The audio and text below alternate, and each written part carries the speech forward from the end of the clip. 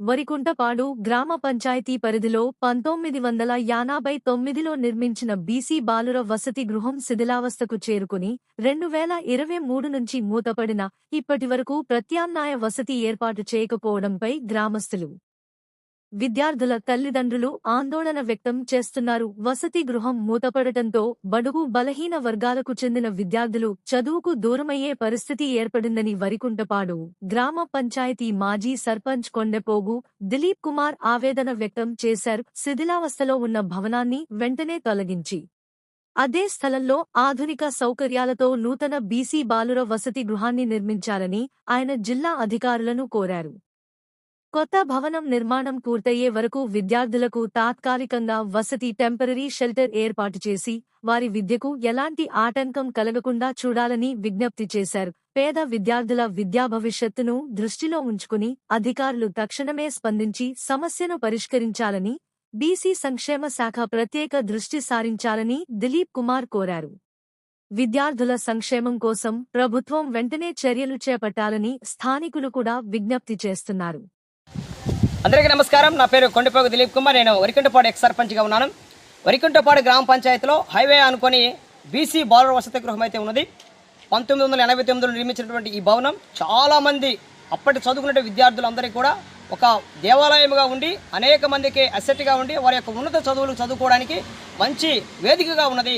ఆ రోజు చదువుకునే విద్యార్థులందరూ కూడా ఈరోజు ఉన్నత స్థాయిలో ఉన్నారు. అదేవిధంగా అదే పరంపర కొనసాగుతున్న సందర్భంలో 2021 నుంచి పూర్తి స్థాయిలో దీనికి ఒక దశ మారిపోయి దిశ తిరిగి శిథిలావస్థలోకి రావడం జరిగింది. ఆ రోజు నుంచి కూడా అధికారులకు విన్నవించుకున్నా కూడా ఎవరు గోడు విన్నటువంటి దాఖలాలు లేవు. జిల్లా స్థాయి నుంచి మండల స్థాయి కూడా అందరూ కూడా తెలుసు.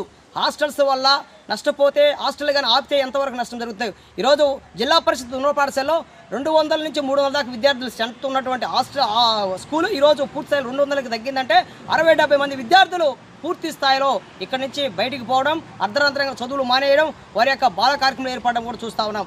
ఈరోజు మండలంలో ఉన్నట్టు 3 హాస్టల్లో 2 హాస్టల్ నుంచి పూర్తి స్థాయిలో కొనసాగించారు. ఈరోజు అభివృద్ధి సంక్షేమంతో పాటు ఈరోజు హాస్టల్ అంటే మీకు ఏం కనిపిస్తుంది అర్థం కావట్లేదు. పేద విద్యార్థులు చదువుకోవడానికి వాళ్ళ యొక్క చీకటి ఆర్థిక అసమానతలు తొలగించుకోవడానికి చదువు ఒకటే ఇంపార్టెంట్.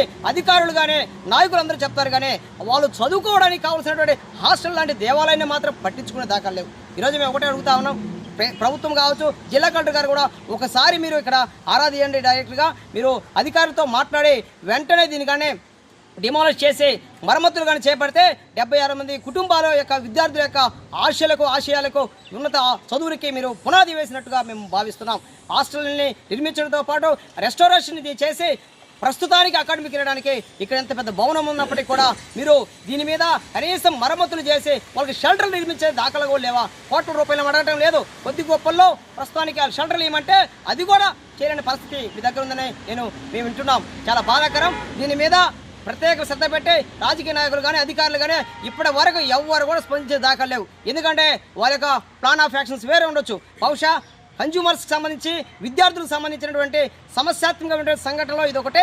దీని మీద పూర్తిగా ప్రభుత్వం వైఖరిగానే అధికారుల వైఖరిగానే తెలియజేసి దీనిపైన యుద్ధ ప్రాతిపదికన చేయగలిగినటువంటి మరమ్మతులు చేయగలిగినటువంటి రెస్టారేషన్ చేయాలని మేము మనస్ఫూర్తి కోరుకుంటాం. పేద విద్యార్థులు మండలం నుంచి 100 కిలోమీటర్లు ఉన్నప్పటికీ వాళ్ళ కుటుంబాల 3 పూటలు తినలేని పరిస్థితిలో ఈరోజు హాస్టల్ ఉంటే కనీసం అక్కడ చదువుకోవడానికి వెసులుబాటు ఉంది. హాస్టల్లో చదువుకోవడం వల్ల వారి భవిష్యత్తు మారుతుందని ఇక్కడికి వస్తే ఇక్కడ కన్నీళ్లుగా మారిపోయింది. ఆ హాస్టల్ చూసినప్పుడు చాలా బాధాకరం. ఈ శిథిలావస్థ ఉందని పూర్తిగా రూపుమాపి యథాస్థితికి తెచ్చినట్లయితే వాళ్ళ భవిష్యత్తు బాగుంటుందని అధికారులను వేడుకుంటున్నాను. Thank you.